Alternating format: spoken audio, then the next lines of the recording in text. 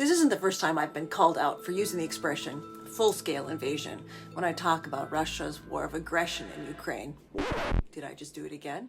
Some of you think that terms like these are might tell, or I'm part of the mainstream media selling a specific narrative. But full-scale invasion, war of aggression, far-right, and useful idiot are terms that are used in political science, and they define specific activities. Why do people say full-scale invasion? First, the nature of war is changing, and states can harm each other off of the battlefield. Cyber attacks are still just that, attacks. A full-scale invasion shows military movement, air, sea, and land, and it shows that one side has crossed an internationally recognized boundary. The word invasion also shows who started it. Russia invaded Ukraine, full scale, on February 24th, 2022. In Russia, you're only allowed to call the invasion a special military operation. Why? Wars happen between nations.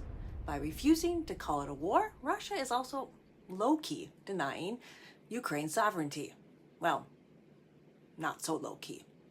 And war is also tricky. A full-scale invasion is a type of war. However, when talking about Ukraine, Russia has been waging a war against Ukraine for a lot longer, already 10 years. Back then, part of Ukraine was taken over when Russian armed forces invaded, occupied, and illegally annexed Ukraine's Crimean peninsula. The soldiers pretended not to be Russian, which is against the rules, called the law of war. And that's why the term full-scale invasion refers specifically to the phase that started in February 2022 in Ukraine. You hear Russia's war of aggression, and that indicates who invaded and who is the aggressor. Aggression is also defined. It's the use of armed force by a state against the sovereign, territorial integrity, or political independence of another state in any manner that's inconsistent with the Charter of the United Nations. Russia is in the UN Security Council. It knows the rule.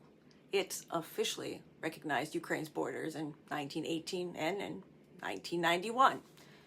Using the right terms is important. These terms are used to provide fact-based information.